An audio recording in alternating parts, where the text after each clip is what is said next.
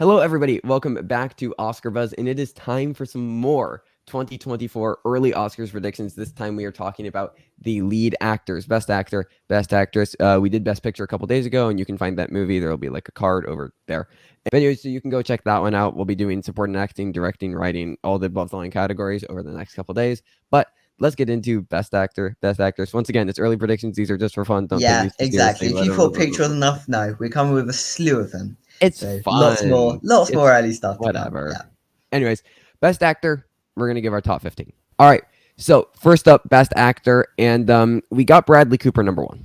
Yes. Yeah. And I think that this is fine. This test screened reportedly, and I may or may not have heard mixed things. May or may not have. I allegedly heard mixed things about this movie. But while I allegedly heard mixed things about this movie, allegedly, I heard that Bradley Cooper's pretty undeniable and that he's caked in like 10 pounds of makeup. And he's exactly. Yeah. It's the makeup sort of thing. He's overdue. It fits the combo. Yeah. Like, have a look at Brendan Fraser last year in a film like The Whale. I'd say that got worse than mixed reviews, really, if we're speaking about it. But yeah, it's like going to be Netflix's one of their major priorities. They do also have another lead actor who's also doing a sort of biopic role, but I feel like this will be the one that will get the priority and will eventually, like, it just feels right at this point. Because like Bradley Cooper, Oscar winner, it fits. It fits. Yeah.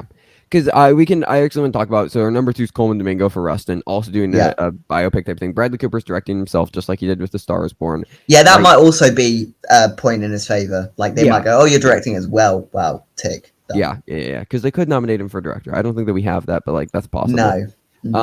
If they clean up the movie, allegedly. And Coleman Domingo also doing a makeup thing. He's playing, the titular character. Bradley Cooper's doing Leonard Bernstein. He's playing Rustin, who is like MLK's advisor and like a queer and black civil rights activist. And it's being directed by George C. Wolfe, who just did Ma Rainey's. It's from the same writer as Milk, the Oscar-winning writer of Milk. So, like, it feels like that's coming together. But this would be Domingo's first nomination, and I feel like he doesn't have quite the narrative that Cooper will have throughout the year.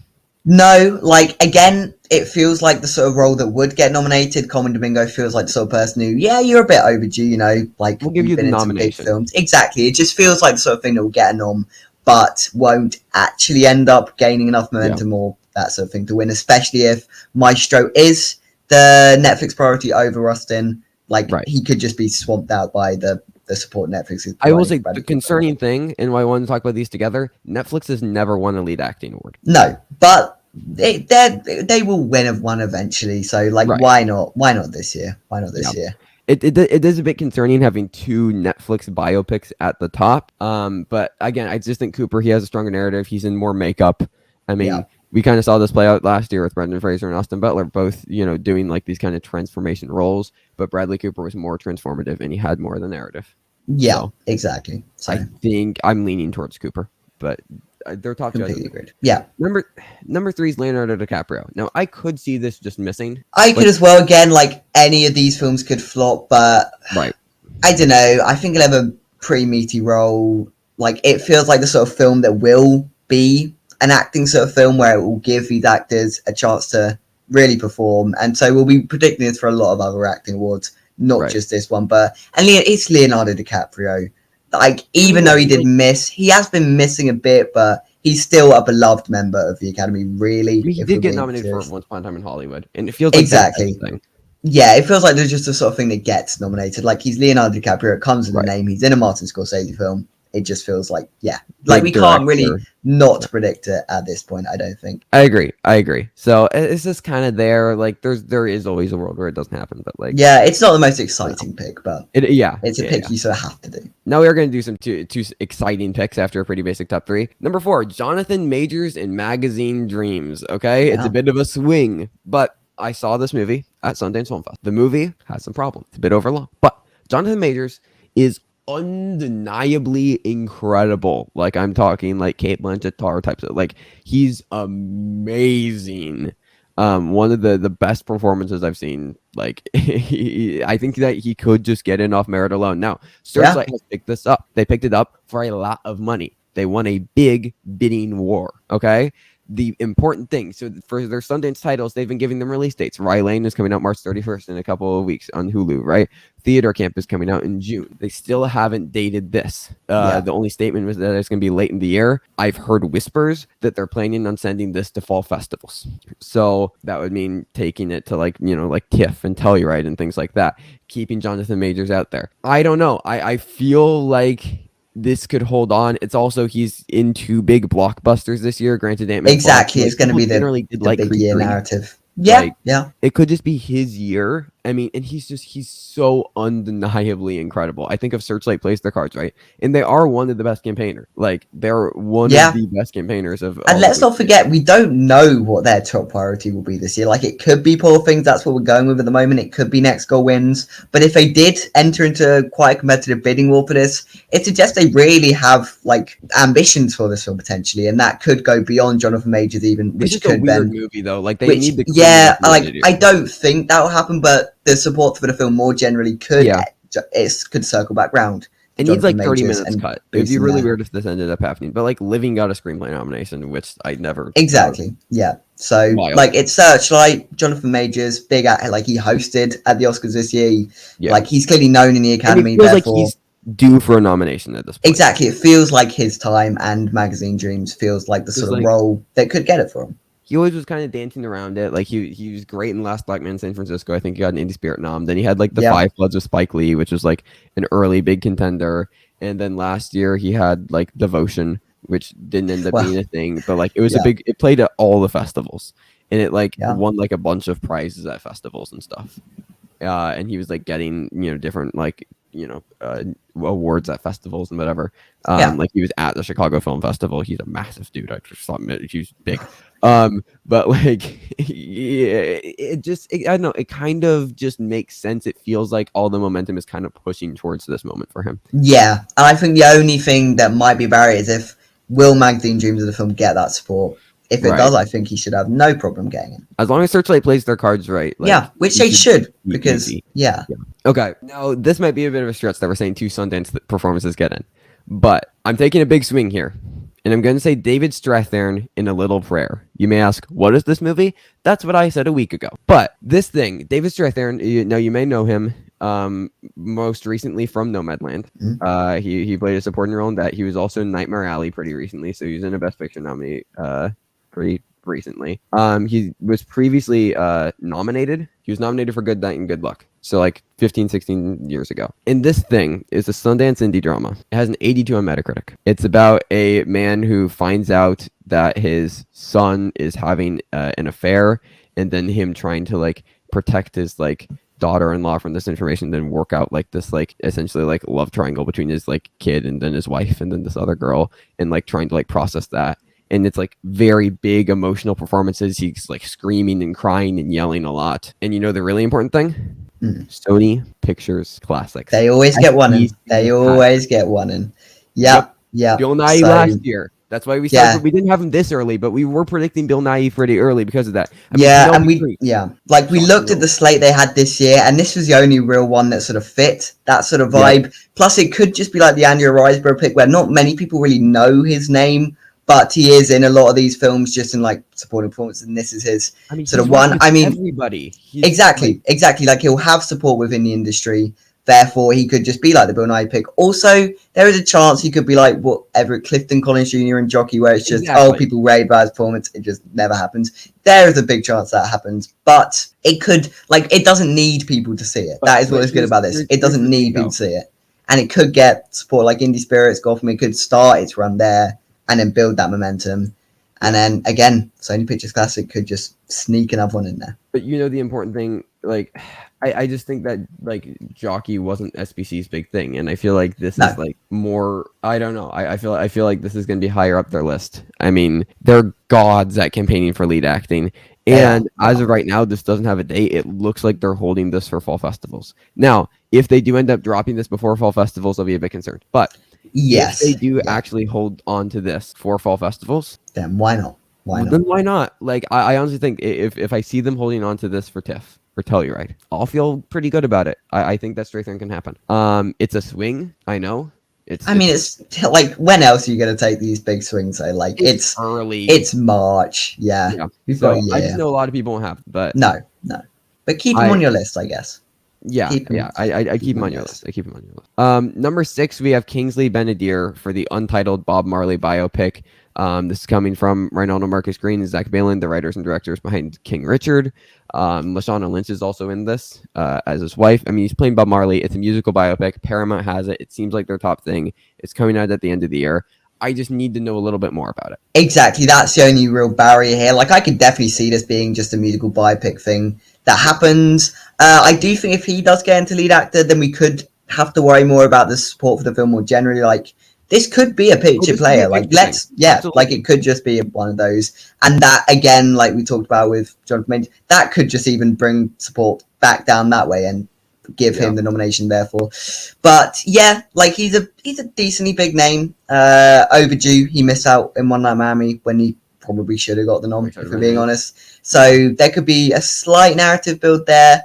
As you say, I think we need to learn a little bit more about it. Yeah, really. I will say also with musical biopics, if you think about the ones that hit really big, things like Elvis and Bohemian Rhapsody, they came out in the summer, whereas something like I Want to Dance with Somebody or Respect, things like that, came up more towards the end of the year. I think Rocket Man kind of breaks that rule because that was earlier in the year, but like we do kind of see a bit of a trend where like the ones who are released earlier in the year, like these big summer blockbusters, tend to do better, whereas the ones that are held off as like quote unquote awards contenders, they're the ones that flop. Yeah. All right, number 7, we have Yu Teo for Past Lives. I think I'm pronouncing that right. Past Lives, we obviously have as a big Best Picture thing. I would have him in because it seems like a very, very like emotional, heartfelt role. But 1, I don't think that 3 Sundance things get in, and 2, this is just stacked lineup. It's a really stacked lineup. Now he could happen. I mean, if Majors and Strathern don't happen, like this could be like the fun indie pick, like Paul Mescal or Bill Nighy. But like, I'm not as convinced of him. Yeah, I also don't know. Like, I know we've got a winning pitch currently, but I don't know how much support Past Lives will actually have. Like, I don't see it being in everything all at once, where it just gets in every category. Right. I feel like it will miss someplace, and I feel like this is potentially one that could just miss as other actors get more support, get momentum. Exactly, it does feel like a stat category as well. So yeah, like there's a lot of potential this just happened and goes along with the film, but I don't know. It's a bit too stacked. Number 8, we got Barry Keoghan for Saltburn. This is the new Emerald Fennell film.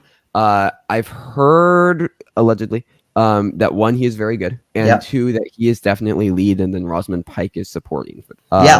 It's this Tess Green and I allegedly heard these things from people who saw it. But yeah, apparently he's great. Apparently it's a very gay film. And he's like doing a lot. It's like a very energetic and like punchy performance. I'm sure it is. If Carey Mulligan and Promising Young Woman was anything to go by in the last lead actor/actress in Emerald Fennell film, like I'm sure this will be a big role, a great role for him. And like I could definitely see him being the type of actor to get nominations in both this year. Obviously, he got for Banshees, and again next year. Like he feels like that type of actor. Yeah, I feel like he'll become an Academy fave. Yeah, like he's very transformative, very versatile. He's playing different roles in everything you seem to see him in. So yeah, like I'm not too worried about that being a problem. It's just, again, this is a stacked category. Exactly. Stacked, and we wanted to take some risks with straight there. Yeah. Number 9, we got Paul Giamatti for The Holdovers. I see a lot of people at this end. I just feel kind of comfortable saying that this will get blinked. It feels like very conventional Oscar bait from somebody who has a kind of problematic past as a writer-director. It feels like Amsterdam all over again. Like it's a period piece Oscar bait that's supposed to pull at your heart. Yeah. Also, when we took it out with things like picture and screenplay, like why were we just keeping in Paul Giamatti? I don't think that made much sense. It's just a sort of lone acting thing that just never really fit. So yeah, like there is potential. Paul Giamatti, it never really been an Academy favorite. Perhaps this was going to be his big year, but I don't know. I don't see it personally. Yeah. Like it's about a school teacher who is put in charge of like a rebellious student, and he's trying to drive him home for Christmas. And then there's like a cook from the school who's joining them on the drive home, who just lost her son in Vietnam, and she's like upset. It gives major, like, I don't know, like I don't want to say Green Book vibes, but like it gives that in like a bad way. Right. It's like, oh, I mean, I hate Green Book, but I'm saying as far as like awards things, like I feel like they're done with Green Book. Like I feel like if Green Book came out today, it wouldn't happen. Like I feel like the Academy's changed a lot, even just in like 4 or 5 years. Yeah, it seems that way if you look at the previous sort of four winners, It's four or like five even like winners. Coda's doing at least a little bit more than the Green Book. So like I don't Mm. know. It feels just like such basic Oscar bait. Yeah, and especially since if we November. were to predict him, he would be the lone thing for the film. Yeah, I don't think so. Yeah, like what like white people being upset in the 60s and 70s about things going on in the world movies, I think are kind of over. I think Green Book was the last hurrah for that genre. Yeah, as the And Academy get more younger, more diverse, that feels like they've that. done like Yeah, Parasite and Everything Ever All at Once. Like I don't know. yeah, I think that, and even like Coda, like it's about like this like young family and like with who's deaf and like it's all nomad land. It's like they all kind of fit this thing. This doesn't really work. no, no.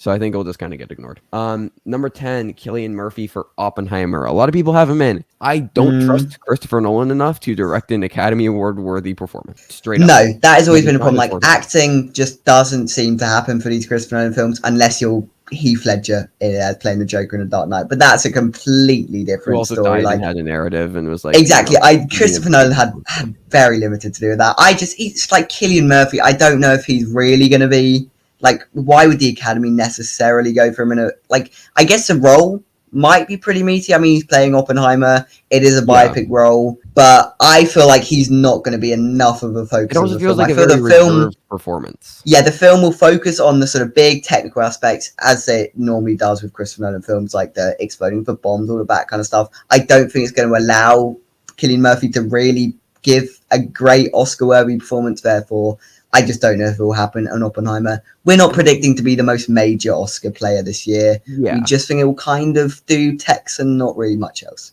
I mean, yeah, we don't have it out in Best Picture. So No.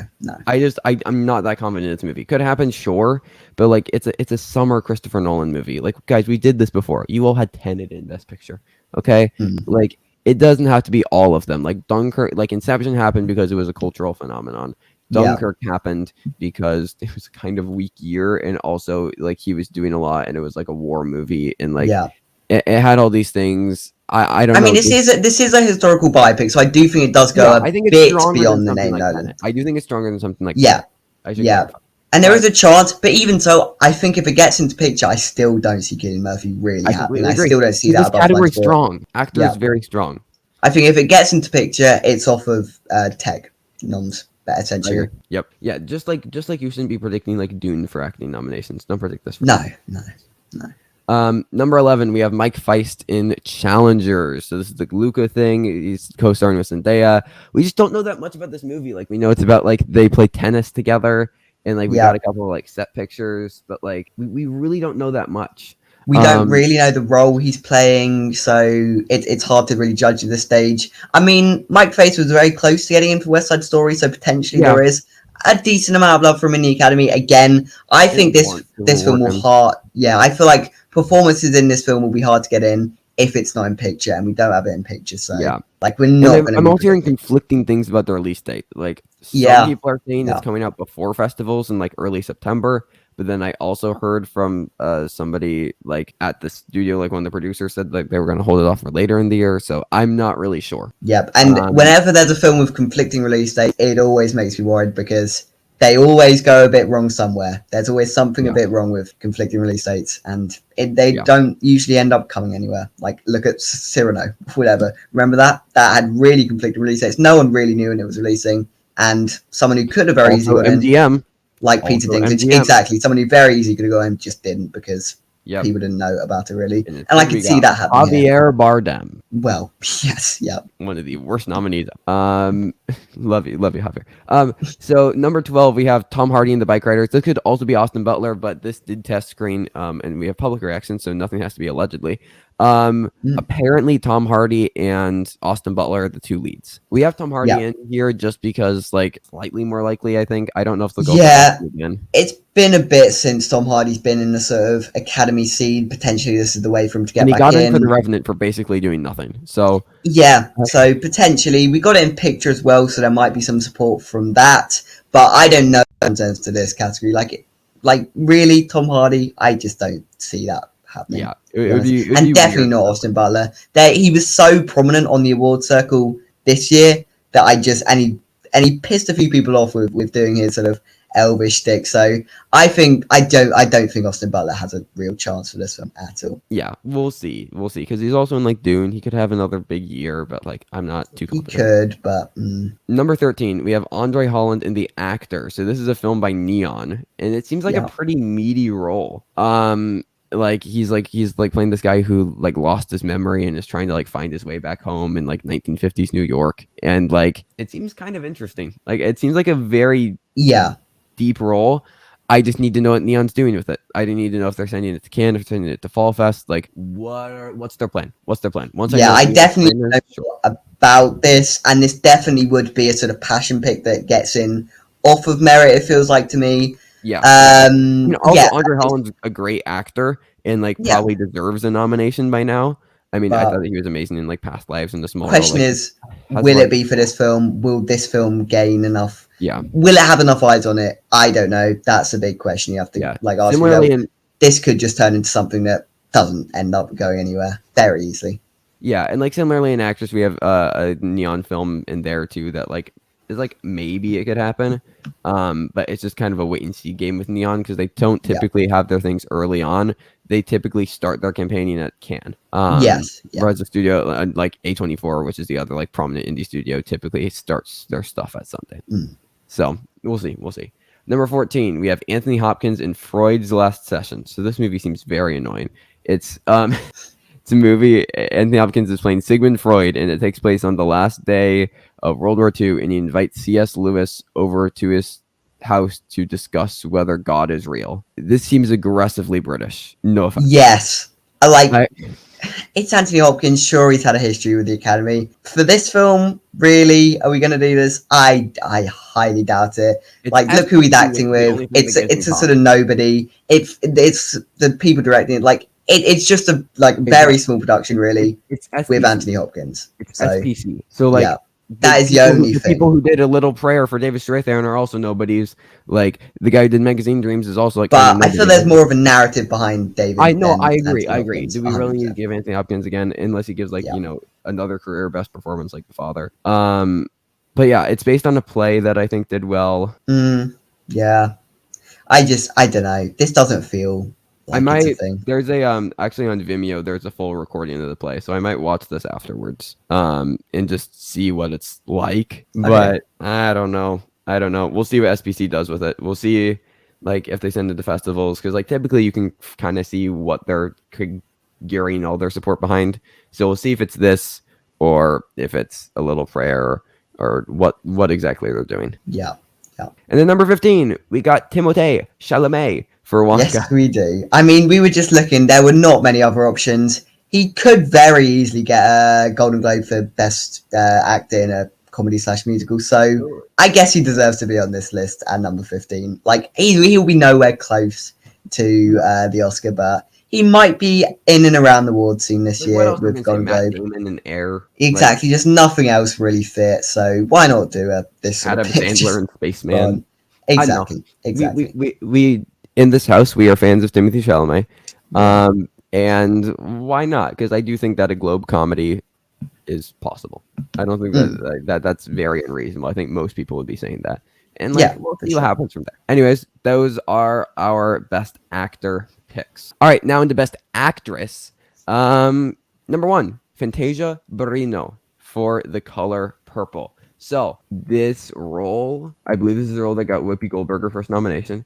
There's also one for the musical version of this at the Tonys. I don't know. I'm kind of feeling like she's a singer. She's making her transition into acting. It's a very big role. I could see there being a big narrative pushing behind her. And then we could also have like 2 women of color win Best Actress in a row. Yeah. Would be dope. Similar with like Best Director, where like, you had Catherine Bigelow winning, and then the second one ever was Chloe Zhao, and then happened again the next year with Jane Campion. So like, we could see the same thing happen where like, Halle Berry happens, and then there's a big gap, and then 2 in a row. Michelle Yeoh and Fantasia Barrino.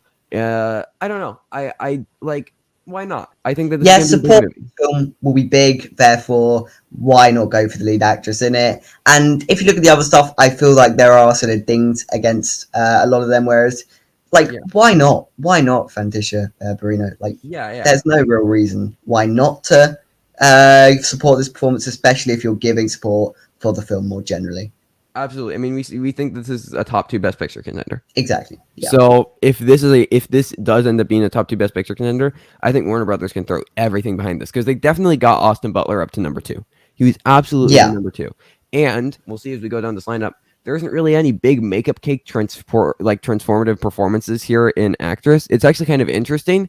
There aren't any major biopics this year. Like, I guess the biggest one is Kate Winslet, which we'll get to later. But like looking at Yeah. this list, Or like Priscilla, I I guess. guess. But like there's Regina King and Shirley, but like there really isn't that many big biopic performances in actors, which usually that's with actor. There are far less like actor biopic performances that are used, and actors is typically like laden with them. But it feels like we're almost like switching this year. Where like Yeah. actor has like the big makeup caked biopic performances. That are front runners at the start of the year, whereas actors is kind of more open, and we can just throw some like original characters up at the top. For sure. So, for sure. yeah, Fantasia Barrino, Color Purple. Number 2, Margot Robbie in Barbie. Yes. Why not? Again, we think it's this movie is either going to do really well or it's going to do really poorly. Yeah. If I think it's doing really well, why would Margot Robbie not get it? Exactly. Like, she is the star of the film. She is undoubtedly. She will be a very big part of the marketing of it. Therefore, like, she'll be the face of the film. And if it is an Oscar contender, why not nominate the face of it?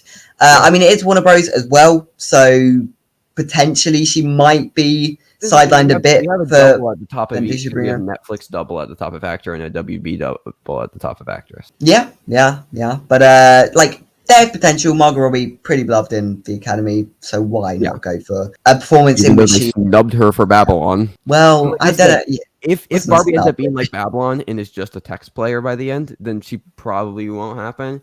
But Yeah. if it's big and we're saying that like Greta's going to get nominated and things like that, like movie's a Best Picture nominee, then yeah. Like if this movie gets into Best Picture, there's no, I should say no world, but like very likely that if this gets into Best Picture, that Margot Robbie will come along for the ride. Yes, and interestingly, I think only one of the top 2 will actually be in win contention by the end because they are both Warner Brothers. So I agree. They will at some point have to decide, okay, who are we pushing? Same thing with Netflix. Same thing with Netflix and. But I do think they can both easily get the nom. Like, there's nothing stopping that happening. Absolutely. Number 3, we have Greta Lee for Past Lives. Again, this is our Best Picture winner. Greta Lee, I mean, again, just a kind of newcomer. We've been seeing more of a trend of first-time nominees lately. And I think that she could make sense. I think that this movie is just going to be really big, and it's going to be a more muted performance, but I really do think it could happen. Like, why not? Why wouldn't she come along with the movie? Number 4, Natalie Portman, May December. So this is another thing. We think May December is going to be big. And we do. Natalie Portman, her return to the Academy. She got nominated for Jackie. And then before that, I think her last nomination was Black Swan, I want to say. Presumably, yeah. Which she won for. So like it's been a second. It's been like 6 years. And I just think that they'll want to give Natalie her flowers again. Like, because like exactly, especially if you're in a film which is going to be supported in categories like picture, and the role seems meaty, and it's Natalie Portman. Like, this just sort of makes sense. She's also playing an actor who is studying Julianne Moore's character to be an actor, to like play her in a show. Playing this like scandalous. So it's very Academy bait. Oh yeah. No, she's playing an actor who's studying another real life person to then perform it on him for like a movie or TV show. Like, it's very baity. It's Natalie Portman, directed by Todd Haynes. I mean, you know, he got both actresses in for Carol. I don't see why that couldn't happen for Natalie and Julianne. No, 100%. So number 5. This is an interesting one. I don't know. I really don't know. It's Emma Stone in Poor Things. Yeah. I think the only reason I really wanted this in is because we put Poor Things in picture. Put it this way. I don't think Poor Things can happen in picture without Emma Stone happening in actress. I just don't think there is any real world in which that makes sense. Therefore, since we did put it in picture, we sort of had to fill this last spot with Emma Stone. I mean, I could see it. Yorgos film got Emma in, like, because it's Searchlight's only thing, and I didn't feel comfortable making a Best Picture lineup without Searchlight picture. However, it really doesn't feel like it really doesn't feel. No. Yeah, I feel this could be a wasted prediction here, but like as I said, you can't have Poor Things in picture without putting the lead actress Right. Emma It Stone in. doesn't make That sense. So like Emma we have Stone the is support beloved in the Academy, all of that kind of stuff. Yorgos' performances in The Favourite, they got him, so yeah. why not And like here? I it's a guess. big performance. If you don't know what the movie's Yeah, about, like she basically is getting the love like Mark Ruffalo, who's like her abusive husband, is taking her to Willem Dafoe, the crazy doctor. science guy. Yeah, Yeah, and the mad scientist Willem Dafoe, and he's getting her lobotomized and switching her brain out with the brain of like a 4-year-old. So then Emma Stone's gonna be like, living her like acting with the brain of a 4-year-old. So she's yes, gonna be doing a lot. Like she's gonna be doing a lot. And like she dropped out of Babylon to do this. I think like I don't know. Like it's gonna be it's gonna be a big performance. I don't know if it yeah, will land because I just don't know if this movie will land. I get vibes from Yorgos that he's going to be like Wes Anderson, where yeah. The He Lobster feels Moonrise that sort of Kingdom, where they're weirdish splitting kind the of door director. for screenplay. Then they did their big thing, which was The Favorite and Grand Budapest. Lots of nominations, Best Picture. Didn't win any Oscars for it though. And then Radio Silence. Yeah, exactly, exactly. Because once they do get their big sort of nomination Like film, people don't care. exactly, they get a bigger budget and they can do whatever the hell they want, and that often ends up with directors like Yorgos Lanthimos. I assume that will end up with something really quite weird, really quite just not to Which the like Academy's I'll taste. probably like as a big fan of Yorgos. Yeah, I probably Like won't, as of someone you who's will not probably a hate it fan as of a Lanthimos. not a big fan Yes, of Yorgos. But like no, yeah, and again, I'm not feeling this as a big contender, but it's Searchlight, so I kind of feel obligated. exactly. This one's really out. Yeah, that word obligation. Yep. Number 6, we got Zendaya for Challengers. So I believe that she is co-lead. Yeah. And so this is again Luca Guadagnino. We don't know that much about this movie. It's like it's tennis. It's she's gonna be like Yeah, sort of exactly the same things we were saying about Faced. Zendaya was a bigger name than Faced, which and is that's the the only thing. thing. Like Zendaya's never Zendaya, nominated. exactly. Potentially Zendaya is a big enough name now where she just Right. will get nominated for something she But does. here's the thing. Yeah, I think the Academy wants to give Zendaya an Oscar nomination. I I agree. think I agree. that if people liked Malcolm and Marie and that got even decent reviews, she probably would have gotten in. The Potentially, problem is potentially. that people hated that movie. Yeah, I yeah, thought it was fine. I didn't think it was. I really like pieces of it, but like people hated that movie. And there's the whole Sam Levinson who's just like Jesus Christ, that guy. But this is it's Luca Guadagnino, and like yes, you can say Bones and all. Suspiria didn't get anything, but they were horror movies. His they were last like horror. Yeah, drama was Call Me by Your Name. Remember how that did. The concern is again the weird release date things and that it's MGM. yeah. Also, co-lead as well does fill me with some doubt. Like, Yeah, hopefully, potentially I one of agree. them drops into supporting. Who would that be more likely? We don't know because we really don't know much about the film. Will Yeah, Face drop into supporting? Will Zendaya? Will they both just stay in lead? I don't know. If they both stay in lead, I think there is potential as neither really getting yeah, enough support. But if like potentially Face drops into supporting, Zendaya is allowed more space to build up that support, then this is a very potential yeah, nominee, and that's why we yeah. got it as number 6. No, I really don't hate this, and I think that this is definitely possible because again, I think that people want to give Zendaya a nomination. They're just waiting to be given the excuse to, and she Mm. hasn't really been giving them the excuse. Like she was in like 10 minutes of Dune. People hated Malcolm and Marie, and then she was in Spider-Man. So like Yeah, yeah. this is her first like thing that feels like an Oscars movie. Agreed, agreed. And as long as it gets good reviews, I think that people could go for it. 100%. Number 7, this is our big biopic thing. We got Kate Winslet and Lee. This could be her big return to the Oscars. It's going to be a very baity role, and we've seen that work more so with the actress category than actor. I feel like just as far as these like more traditional type of bait. Mm. And like again, we don't have her in just like we don't have something like Paul Giamatti in, but actress isn't really as strong as actor, and this movie feels more accessible to the Academy. I get. I just think this felt like a bit of a boring pick. Like, Yeah, really, we don't have to do this at this point. Therefore, like, I could just very easily see this becoming a thing, building that momentum. But at this point, I don't think we have to worry about putting it in yet, as like but a like potential 5 or whatever. Like, it won't be win competitive. I doubt if it does get in, it will be the 4 or 5 pick, I imagine. So, yeah. yeah. I mean, yeah, it's about Lee Miller. She goes from a career as a glamour model to enlisting as a photographer to chronicle the events of World War II. So it's gonna be like this uplifting war story. And like again, that doesn't feel like the type of thing that happens. It doesn't have an American distributor yet, as No, well. which is not great. We'll see. We'll see. Neither does Yeah. May December, to be fair. But like, yeah, I mean, it's Andy Samberg, Marion Cotillard, Alexander Skarsgård, Andrea Riseborough, Naomi Merlant. Like, it's a decent cast. I'm just waiting to see what will actually become of it, and waiting to see where it goes as far as festivals, because this is gonna have to be a festivals thing. If this doesn't hit festivals, forget about it. Number 8, we got Saoirse Ronan for something. Yep. I mean, she's in Blitz. We talked about Blitz when we did the picture. If it comes out, then very potentially. But it also feels more like a tech type thing, about these people like escaping these like bombings during World War II. Yeah, I could see it being acting though. Like, I mean, look at the cast. It's a pretty decent cast. Saoirse, Harris Dickinson. Yeah. No, I Steve agree. Graham, yeah.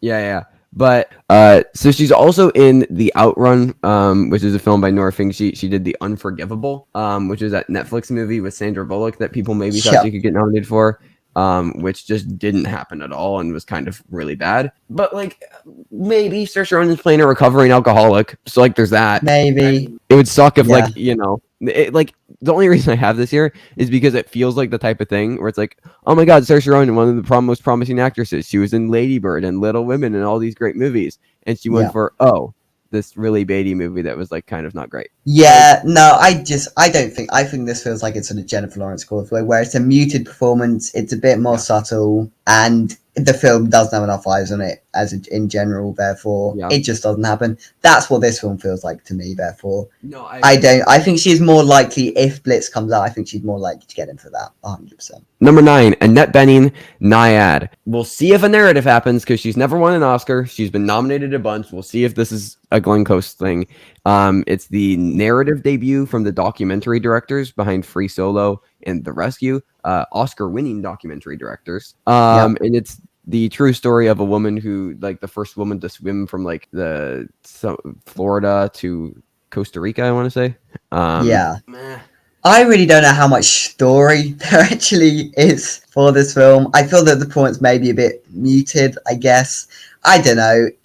It could just happen, but it's, again, quite a boring pick that we don't really want to be doing at this stage. Like, do we really want to be predicting Annette Bening for Nyad? No, not really. I mean, it's a sports drama. Yeah, so like it's one of those ones where it could just be a thing, but there are currently at this stage there are better things to predict. It's Netflix, which is like kind of interesting. And I don't think they have anything else in actress. So no, and they managed to get Anna Darmison, so that I guess could be something to worry about.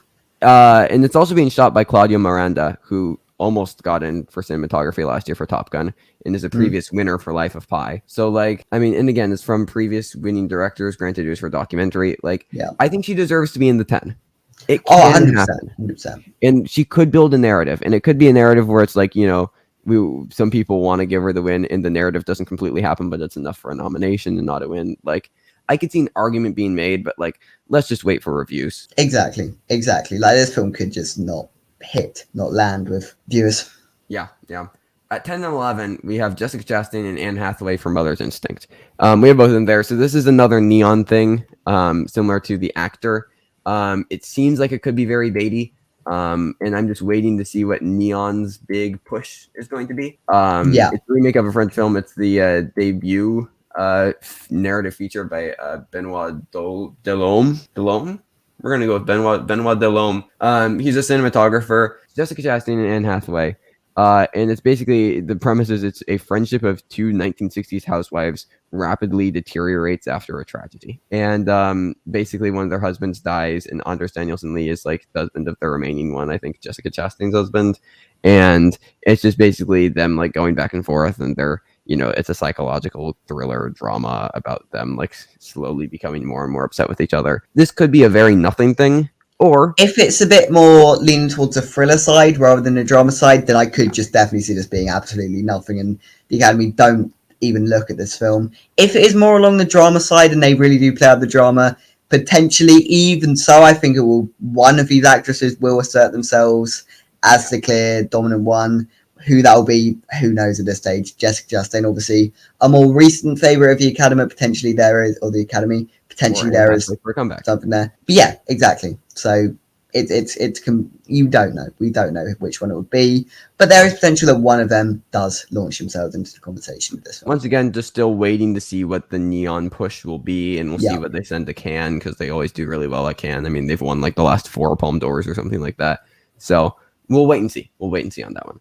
Number 12, we have Kaylee Spaney for Priscilla. Probably not. No, I don't know. Like, we got not only an Elvis from last year, we got a very big Elvis film that was very well known. Everyone had seen it. It was everywhere. And this Will is we get another thing? Yeah, like this could just be A24. It could be weirder than we're expecting. Like it's A24. I highly doubt it would be just a normal musical biopic. So it's a pretty unknown actress as well. I don't know. The role is good. The film itself might be not to the Academy's taste. Also not like Sophia's been like a big favorite of the Academy lately. Like On the Rocks flopped with the Academy. Got a couple of noms. I mean, The Beguiled really didn't do that much. It barely got anything the entire award season. I mean, The Bling Ring got basically nothing. Somewhere got nothing. Like Marie Antoinette, I think, got like costumes or something like that. But like you have to go back until like Lost in Translation to find like a big Sofia Coppola picture contender. So I really am not too confident in this overall, but we'll see, because it is a good role. It is a good role, and Sofia Coppola is a good director. I love Sofia Coppola. I like all the movies that I just said. But we'll see. Number 13, Penelope Cruz and Ferrari. I have allegedly heard that this is a disaster. It feels like House of Gucci 2.0, but it's Penelope Cruz. It's a baby biopic type thing, I guess. It like once again, actress is kind of weak. Your actress is kind of weak. I think all of these from now on are unlikely. I do think this is unlikely. I think the film will flop hard. I don't think the film will gain much support in the Academy, and I don't know why Penelope Cruz would necessarily be the one to get support over people like Adam Driver, who are also in the cast. This just doesn't feel like it's happening, but we needed Michael to fill out Mann, numbers. sorry, you're Ridley Scott. Yeah, we needed to fill out numbers in this list. Similarly, King and Shirley. This one, don't have to say allegedly, test screening said it was a disaster. But it's a Beatty thing. She's playing the first black woman, I think, to be in the American Congress. It's Regina King. So, like, it's Netflix. Sure, why not? We'll see what Netflix does in actress, whether they're going to push harder for Annette Bening or Regina King. We'll see what they do. But for now, they just don't feel like they're happening, either of the last two we just mentioned. Now, one thing that could happen, and I do want to bring this movie up because I want to wait and see. I'll wait and see what happens with it. But it's this film, Flint Strong. It's an MGM thing, which is concerning because they already have quite a few things that we aren't too confident about. It's by Rachel Morrison, so it's another cinematographer making her directorial debut. She's the cinematographer in things like Black Panther and Mudbound and Dope and Fruitvale Station. So like a pretty good repertoire behind her. And the big thing is that the screenplay is by Barry Jenkins. So it's a sports biopic. And it's about this woman, Clarissa Shields, who was she was a black woman who won, I think, gold at like the Summer Olympics for the United States in boxing. I think she was the first black woman to win for the U.S. in that category in boxing or whatever at the Olympics, something like that. I don't know. Ryan Destiny is the actress who is playing her, and she really hasn't done much. She was on like a TV show called Grownish, but she hasn't done much in film. I could see this being like a big breakthrough role. Brian Tyree Henry is also in this as like I think her coach. So we'll see what this is. We'll see how much of a like big sports biopic type of performance it is, or if it's just very basic and doesn't get remembered. But the fact that it's played by Barry Jenkins gives me a bit of faith in it. I don't know. I think it gives you more faith in it. I don't know how much weight Barry Jenkins' name actually holds in the Academy. Well, I'm just saying, as far as making it a good movie, which will make it a good movie. Yes, 100%. But it's MGM. They've already got a sports film, and like surely they're going to push Zendaya over Ryan Destiny. Just that's real basic logic. So I don't know. I think this film is just going to be completely shut out and ignored by the end. But like we said with the previous two, I guess why not throw it on there as an honorable mention and give some exposure to this film, which could be very good. Barry Jenkins. I'm excited about it. But anyways, those are our contenders for Best Actor and Best Actress. As always, we said at the beginning, we'll say it now. Take these with a grain of salt. I'm going to put our honorable mentions off to the side over there. I think. Cool. But these are just fun. Let us know your predictions in the comments. I have a cat now. Hello. Do you want to say hello? You want to say hello? Here's a kitty. What are you predicting? Oh, He says Barbie for Best Picture. well, he's an So, idiot. but anyways, those are our predictions for Best Actor and Best Actress. If you haven't seen it already, our Best Picture prediction video is out, and we will have the supporting categories, screenplay, and directing coming this week. So keep an eye out for those. And until next time, stay safe, everybody, and goodbye.